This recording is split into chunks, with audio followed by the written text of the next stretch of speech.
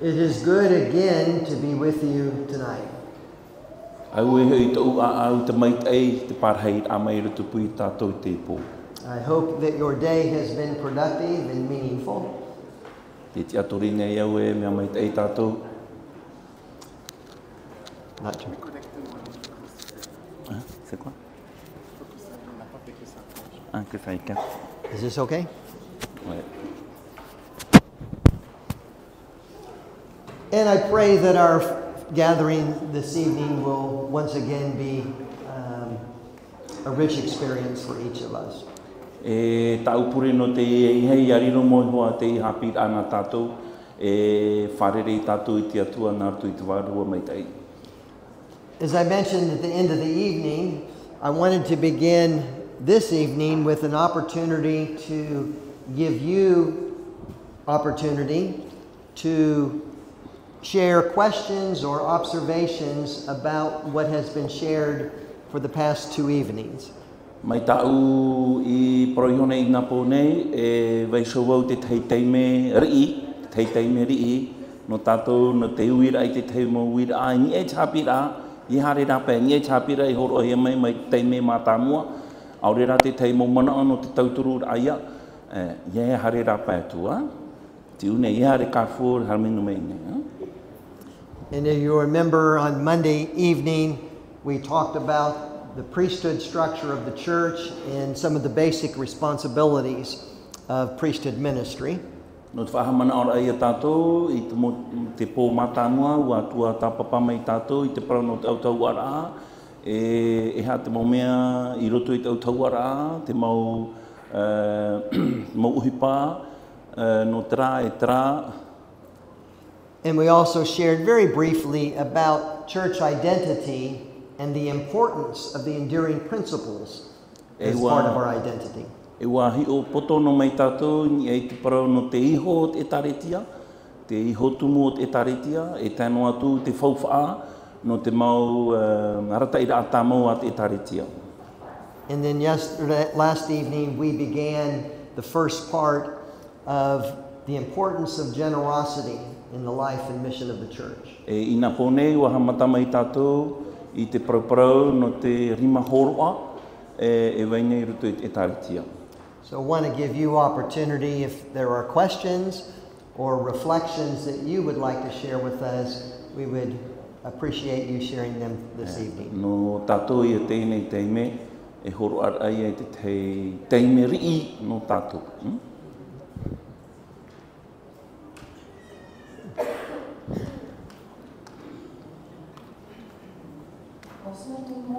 Hello everyone.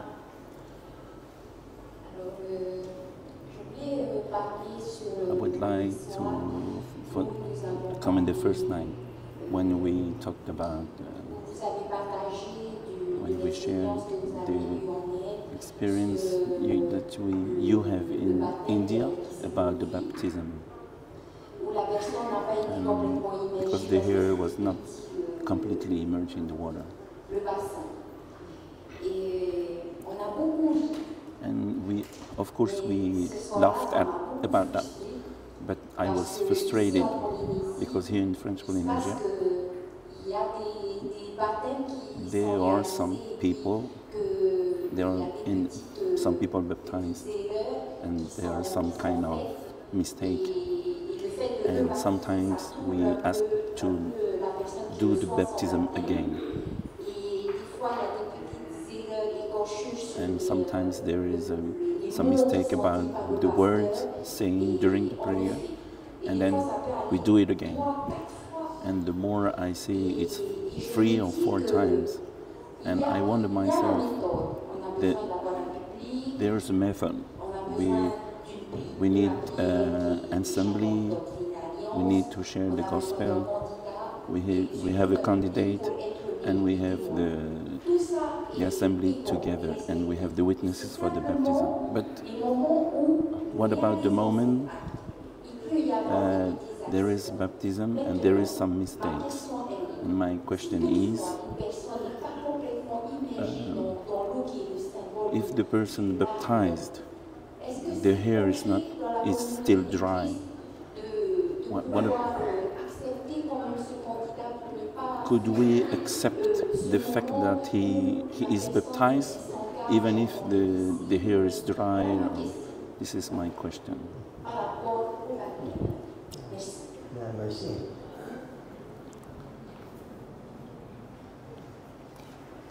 May I ask? May I share the question in Tahitian? Yep. Ki te ihe te uira a i uhi ai te tātou ni tuahine, o iha i te tātou i te parau wahoroa ona i te hiora no te papititora i te whenua initia, e wa hoata tātou i taua te mera, no te mei waharamei te tuahine e tāu i te po i raro i arari pa i tōna upoa. Tēnei rā, tā tēnei tuahine paraura, te weira te teimau teme i rutoi hoa i porine tianei, tāna e hiora, nen hepe ni anua te tei hape pā, u hape pā te oa, u hape pā te tei tā, te anihi ato nei pāpitito whahau, tāna i te rā u hariroa e maha teime pāpitito noa hia. Tēnei, iau i tōna manawa, te paraura ona e, te weira hoa te arata i rā no te oroa moa, ni e te pāpitito rā. E nā whea pai, mi tarapa e huru no te tuahine e marono pa i te mea te ni ar au tūru te rou. Nā whea, ai tēnen he whāri inoa te papitito rā, ore rā tia i hoa e iariri roha tātua rā pitinoa. It's a really good question, but a very difficult one. Marono no te wira, no te mea wira maitai, tēne rā, ere o te mea ohie.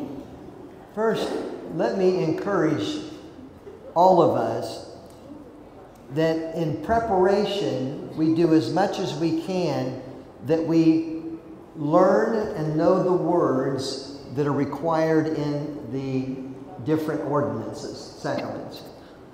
E re te mea ohie no te mea, te mea ti tauhi ara i a tātou, i whaingengen ahi a te parau no te papitito rā, whaingengen i a tātou, whaingengen e te parau, whaingengen e te whātomara i te parau, whaingengen mei te i a tātou, hou a harawehi atua i te inei oro amua. And that means make lots of preparation. Te au rā, e whaingengen toa i a tātou, rawera hei teime, i ha te ria noa mahana e ria tātou whaingengen i tātou. I te mau teime atoa whaingengen i tātou. But the reality is sometimes we do make mistakes. Te ienei rā, o i te pauroha i a tātou i a tēnei hoa taua teimera, e tupu hoa te tei mau whiwhiri i. And then the question comes, what is the best way to address the situation? E te uira tano i taua teimera, nā whea tātou e nenhe nā roto i te wārua turu, nā roto i te wārua tauturu, i te pēpēr ai e te ene tāpura hupa. And there you have to balance the expectations and the requirements that the rules of the church suggest, but also the pastoral needs of the individuals that are participating. Nā tātou i te reira teime, nā tātou e whaito, nā tātou e whaau, te wei nei hoa, te reini arata i rā te taretia, e te wei atua nei rā, te hia ai o te ne tātai whārira oro amua.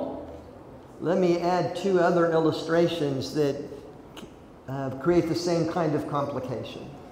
E horo atu o te teihi o rā, no te whaitera i a tātou e, ning he hoa te mau whiwhiri e tupu, i tui te mau e tupu mai. When I was assigned to the Caribbean Mission Center as president, that put me in charge of the church in Jamaica.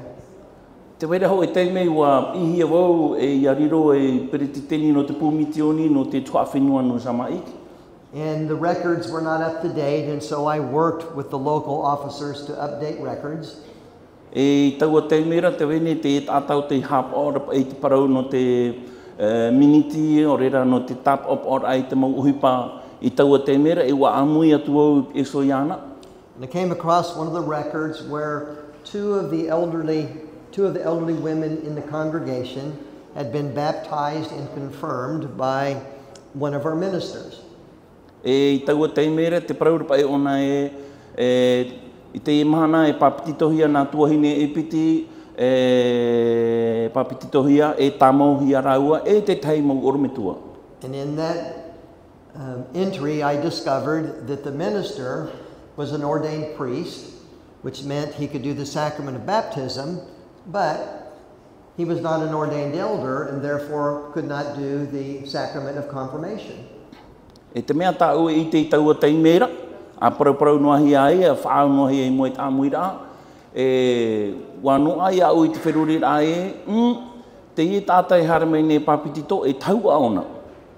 E te whaarahia mai nei mua e, nā te I atua taua e tāmau. What do you do? E hapa I te hupai rau. The pastor was an ordained priest and not an elder, but he was not aware of that requirement. He was relatively new to the church. Te I orometua e taua ona. E nenhe ona papitito, ai te rau nenhe e tāmau. The rules of the church say you have to be confirmed by the elders. Te ture a te taretia, te reini ara te ira a te taretia, me papu mai te eteria. Nā tō e periti putero e tāmau. I knew these two elderly sisters. E, wai te au, wa mātau mai te iau te I nā tuahine e piti. I didn't want to go to them and say, your confirmation was not valid. E tū nenhe hari prau ia rau e mea fofa ore tau roa mea tāmau rā. They would have been devastated. E huru pepe I rau e tau te mera. I went to my apostle as I'm required and I said, we have a situation. E tau te me wahari wo wharere I te apo te toro, e wo wharau I ana I te wera te huru e tupu mai ne. The apostle said, well, that's a tough one. We're going to have to go to the presidency. Mai te mea rai e te I te reo te apo te toro, me huru whiwhiri I te ria mana o to oe, mana o nei oe, hare tātou e wharere, peri tengi rā mātāmua. And the presidency, in the end, felt that the pastoral needs surpassed the church's legal requirement. Sorry, I don't get it. The presidency determined that the pastoral care of those two elderly women was more important than the rules of the church. E te I e te whaoti rā, te I e te mana o te peritengi rā mātāmua, e wā hi o rātou e, mea mai te I e te atu rā I te pēa no te wārua, no nā tuahine e piti I te I. So we did not share with the two women that their confirmation was not valid. E I taua te mera, ai te hoa ia mātou I hare wharere nā tuahine no te parau rā te tāmau rā, e ere te ria te mea whauwha, e te pai mana to te ria tāmau rā. Did we do the right thing as a church? I don't know. Tō tātou pai whiruri rā, e hupa mai kai ane te rawehi e taua te mera, ai te o I te. Did we do the right thing for those two elderly women? I think we did. E hupa mai kai ane ta tātou I rawe no te ina tuahine I piti? I was at a reunion and there was to be a baptism as well. Te tai atua parau, wa tai atua I roto I te tai ruru rā, e whātupuhi atua te papitito rā I roto I te ria ruru rā. And a long-time member and elder of the church had been asked by a young woman to be baptized by him. E te wene to e tuahine, e wahina aro ia e nā te ria e hoa tāta e papitito I ana. In his younger days, he was a very strong man. Mai te mea rai te e tāta paututu mai tai. But now he was 85 years old and not nearly as strong or as stable. Te e nei rā, te e mahana, what arohi e ahuru mā pē matahiti, e te nenhe whāhu e. And the woman who had asked to be baptized by him, she was not a small woman. E te wahine e papitito hi ara, e ere toi te wahine e roa. I realized there was going to be a problem when they walked into the swimming pool, which had a decline, and they stopped when the water was only about this high. E wai te au e whiwhi te I hupa, no te mea, te te me pau e rau e te pape, me huru opari pa I te whenua, e rea to I te rai, te I hupa e whiwhi ia mai. No te mea, te pape ti o no te pape. If I had been wise, I would have said, brother, please go deeper. But I didn't say anything. Hani e horo au te tei mana o paari te neta, e parautu o iana e hare I pai te pai hohonu. hare I pai pai hono, ai tara woi parau ai. Because he was in the water, there was no sound system, just his audible voice. I taratai me whanhohi ai te papiti tora, ai te pai nikoro, ai te rawe anō te paraparau rā. I was close enough that I could kind of hear what the baptismal prayer. Tēnei rā, me huru piriri au I tau te era anō te whāro mai te eira ai te mea tānei parau rā. And I remembered that as he began the prayer, he forgot the words. Te hamana ora o I taratai me ahamatai o I te pure I te papiti tora, wa moe I ana te tei mō tao, nā whepa I pure. I'm not sure what he eventually said, but it was not the traditional prayer that we do in baptism. Ai te papu mai te e hata nei paraparau rā, me papura ia ue, ere te pure te hap ihi e rutu mō hap I rā. I could see the panic and frustration in his face when he found that he could not find the words in his memory. Hamana ora o te hamana ora o tōna mata hoho ano te mea, te ite hiarapa I te whiwhira o nei e te maimir ai, te mau parau, e ha te mau tao, e hāne te tao no te pure. And he was embarrassed. Uhuru whiwhiri o nei tau te mea. And my heart went out to him. No nei rā, uhuru pea pea o wau nona. And then he proceeded to lay her back under the water, but he wasn't deep enough. Tātura te taime e whaopa hia pai te tuahine no te papiti tora. And so the only way that he could get her under the water was to take both of his hands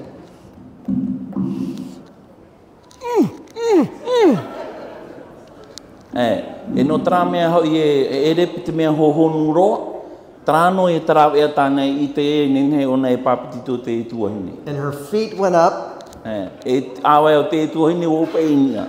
and it was a disaster. E re te hupa e nenhe iahi otu. He stumbled. Wa whiwhiri o nei tau teime. And eventually they recovered, Te teime I te amai e raua. and they were both embarrassed. Huru haamar I raua tau teime ra. All of her body went under the water, but parts of her dress did not. Nenhe tātou parau e tau teime ra, o raua tātou o tirari te papa I tau teime ra. So the question, was that a proper baptism?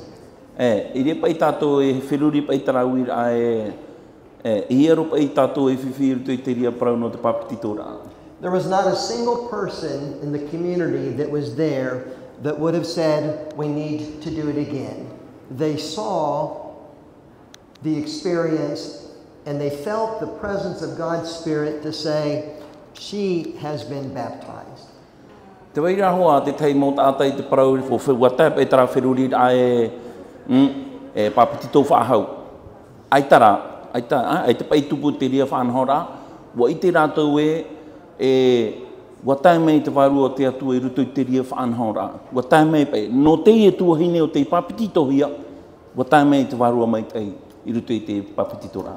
But was the rule of the church followed? Probably not. Te tei wira wa pe anei, wa pe hi anei, te harata I rā, te tareti ai tau o te mera, ai ta pā. So we have to balance, is the spirit of the ordinance, has that been fulfilled? Te wira e tano e ui e tātou e, nā tātou e whaau, te wārua pai o te tātā e whāri rat oro amoa. And I think in both instances, the spirit of the ordinance was fulfilled. Te wārua no te nei tātā, te wai whau whāroa I rutu I te parano te mau oro amoa, te wārua o te tātā o te whāri I te wārua o te atua I tau o te mera. And in those two situations, the authorities felt it would be a greater injustice to do again rather than to allow what had taken place to fulfill the obligations to be part of the community of Christ. I rutu I nahi ora e piti, te nā ora pai te arata I rāt e taretia e me horo mei te ei ia tau ahia te wārua o te mau whaia o te whāri I te ine oro amoa e ia hare tātou I te arata I rāt e taretia. Mara I tātou. And really, the failure in these instances wasn't the priest who did the confirmation or the elder who messed up the baptism. The failure was that leaders didn't help prepare for the situation so that that would not have happened. Te hape, nen he tātou e parau e, ai te tātou nen he e whaahapa te tātai pure. Aure rā, te tātai e whaatupu tā oro amoa, e ere te ria te wahai hape. Te hape, no te tāta whaatere, I te amui rā. Ai te tōnai, ti ana ra te mana, no te hapi ai te mo au tau arae, me nā o I rawena, me nā o I hapi, me nā o I papitito. Ti o te wheruri rā e taretia e, ia vai no tātou I ruto I te hapi rā. We could have said, go deeper into the water. Nen he toa tātou e, no te ehi ora ai muri nei. There could have been another person with him going into the water. Nen he tātou e whiruri e, nen he tātou e hare tu hai hohonu e, aure rā, nen he tātou e whainini ho e tāta, no te ape ai e tēne ormitua. That person could have had the baptismal prayer written on a card and held in front so that he could see and read. Aure rā, nen he tātou e whainini te tei tareta, aure rā te tei papie, no te tauturu ai ana e, e tei o ona, e ore ona e hape, e tei ora ona, whainini tātou. So there are things that we could have done that might have helped that situation. No te reira, te reira te tei mō rawe, ai nen he tātou e whaohi e I te e prau no te oru amoa. Now the question is, what does God think about that? Tēnei, te e te tei uira, e hato te atua mana ini e te e prau. If Jesus taught us anything about God, I think it was that God might have smiled, but it said, welcome to the kingdom. Me te pei pai e whiruri pai tātou I taua teimera e o ieitu pai te e weine I toku I tātou, e parau pai ona e, me te peu e wharo me te atua, e wahio me te atua I te e pai rawane, e ata te atua. E ata te atua, ma te parau e maruru te taira amai I rutu I tēne pātire ia. Our first enduring principle, grace and generosity. Haman o mai te e tātou e, te ara te eira a te taretia, te ara te eira a tāmua te taretia mā tāmua, te muihere, e te rimahoroa. Unconditional love. Ai te hi ohi ai e, no wai, no tera, no tera, no tera. Tera te parau no te arwhau te atua. Te arwhau no te atua, no te tātuara. Very good question. Thank you. Maruru no te wita mai tei.